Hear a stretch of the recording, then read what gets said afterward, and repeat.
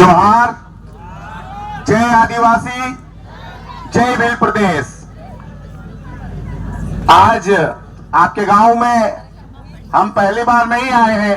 यह जो आदिवासी परिवार चिंतन शिविर है, यह सबसे पहले अगर शुरू हुआ तो आपके गुजरात से ही हुआ था। 2014 से आदिवासी परिवार बना था और इस गुजरात के अंदर इतने जन जागरण हुए। उसके बाद फिर हमारे मध्य प्रदेश में आया। धीरे धीरे यहाँ पर गुजरात और मध्य प्रदेश के आदिवासी भील ने अच्छी एकता कायम की, लेकिन उससे तेज गति में आदिवासी परिवार ने अगर जन जागृति का काम किया है तो वह राजस्थान में।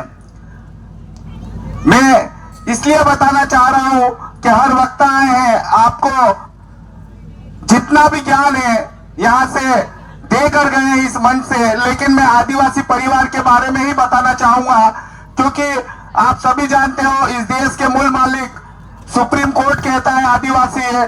लेकिन आदिवासी परिवार के बारे में इसलिए बताना चाहूंगा कि लगभग 2014 से आदिवासी परिवार बना था और सबसे पहले जन जागरण का काम और पहला चिंतन शिविर भी गुजरात से ही शुरू हुआ था।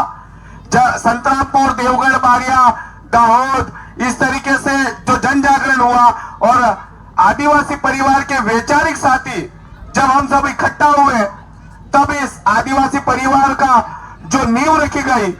तो इस नींव का मतलब यह है कि हमने देखा है भारत के अंदर तमाम तरह के संगठन है, लाखों संगठन है आदिवासियों के नाम से।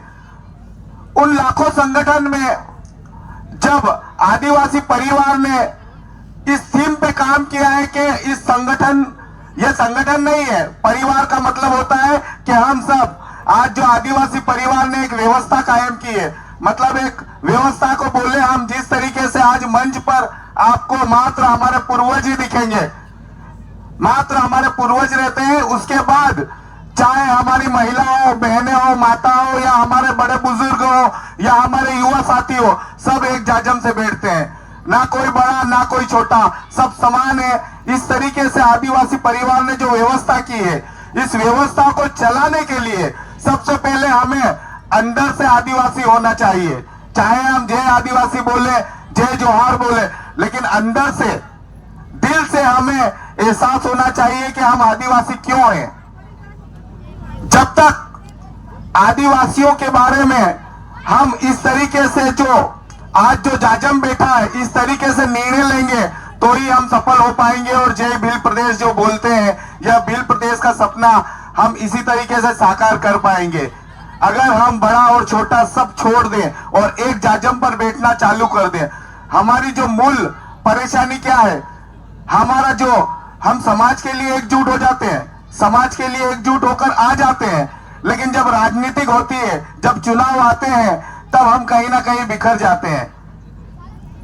अगर हमें जीतना है और हमें एकजुट होना है तो सबसे पहले हमें राजनीतिक पे ही वार करना होगा। जब तक हमारा जनप्रतिनिधि विधानसभा और लोकसभा में नहीं भेजोगे, तब तक हमारा उद्धार असंभव है। और इस व्यवस्था को भी आदिवासी परिवार ने एक मजबूत इरादे के साथ नई पार्टी लॉन्च की है। पहले हम कमल कांग्रेस को वोट देते थे, लेकिन अब हमारी खुद की पार्टी है जिसका नाम है भारत आदिवासी पार्टी। हमारी खुद की पार्टी है, उस पार्टी को आप मजबूती के साथ मजबूत कीजिए। राजस्थान में 3 विधायक हो चुके हैं, मध्य प्रदेश में हमारा 1 विधायक हो चुका है। लेकिन मैं इसलिए बोल रहा हूं कि जो आदिवासी परिवार है, उस परिवार के कई तमाम तरह के छोटे छोटे संगठन है जिससे हमें जुड़ना मिलेगा।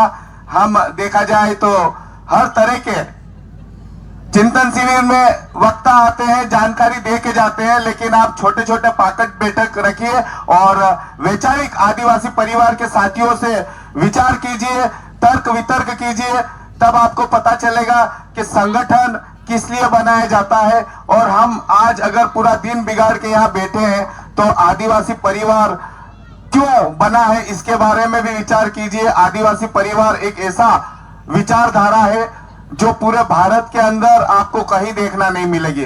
तमाम तरह के संगठन है, सब आदिवासियों के हित के लिए काम करते हैं, लेकिन आदिवासी परिवार एक ऐसा संगठन है जिसने छोटे से लेकर बड़े तक को समझा है, उसके विचार को जाना है और क्या चाहता है आदिवासी, और क्या इस देश के आदिवासियों को किस तरीके से न्याय मिलेगा, इस व्यवस्थाओं को पूरी तरीके से आदिवासी परिवार ने मजबूती के साथ उन वैचारिक साथियों को परिपक्व किया है। और उन वैचारिक साथियों को भी मैं नमन करूंगा कि आपने आदिवासी परिवार को आगे बढ़ाने के लिए जितने भी जी जान से मेहनत की है, बहुत बहुत धन्यवाद। जोहार, जय भील प्रदेश।